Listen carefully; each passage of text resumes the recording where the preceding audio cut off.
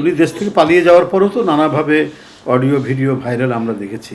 তো তারপরে তো প্রায় 2 বছরের কাছাকাছি হতে চললো, এই সামনে আগস্টের 2 বছর। তো আমরা মানে এটার কোনো মানে দেখলাম না, কোনো বাস্তবায়ন আমরা দেখলাম না। এগুলো এই ধরনের ফ্যাসিস্ট সরকাররা নানা ধরনের নাটক করার চেষ্টা করে, নানা ধরনের কথা বলার চেষ্টা করে।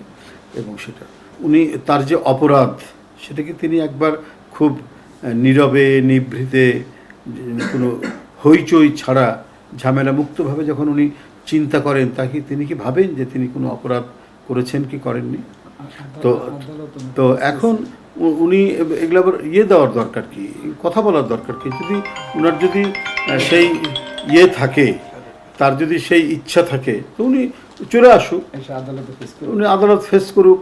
আদালতের যে দণ্ড আছে এবং আদালতের যে মামলাগুলো আছে সেই মামলাগুলো উনি ফেস করুক।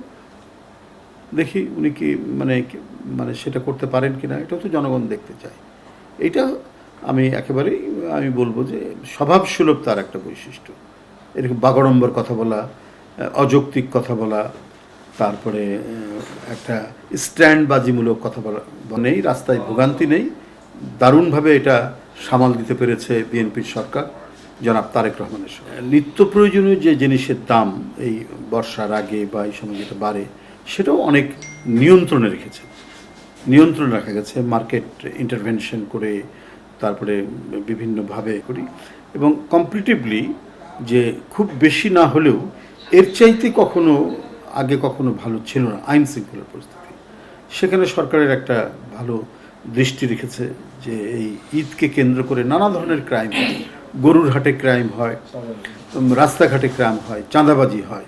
তো সেই ক্ষেত্রে এই যে সজাগ দৃষ্টি রাখা, মানে আইন শৃঙ্খলার প্রতি, এবং সেই সমস্ত চাঁদাবাজদেরকে দমন করা, এবং নানা যে পদক্ষেপ সরকারের পক্ষ থেকে নেওয়া হচ্ছে, এই সমস্ত কারণেই মানুষের মনে স্বস্তি শান্তি বিরাজ করছে।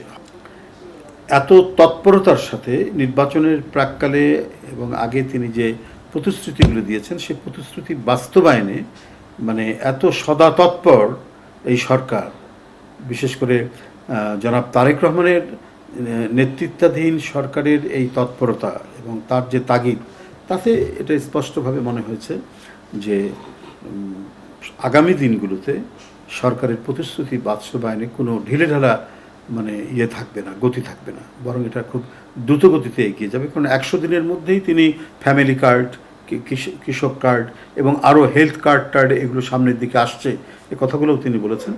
তো সুতরাং আমরা এই দুটোর যে ধরনের আমরা বাস্তবায়ন দেখেছি, এবং খাল কাটার যে প্রতিশ্রুতি, সেই প্রতিনিয়ত তিনি যেভাবে খাল কেটে চলছেন তার বাবার মতোই, সারা দেশব্যাপী, তো সেগুলোতেই মনে হয় যে তিনি প্রতিশ্রুতি বাস্তবায়নে কখনোই পিছপা হবেন না, এবং জনগণের কাছে প্রদত্ত অঙ্গীকার রক্ষাতে অত্যন্ত দৃঢ় সংকল্পবদ্ধ।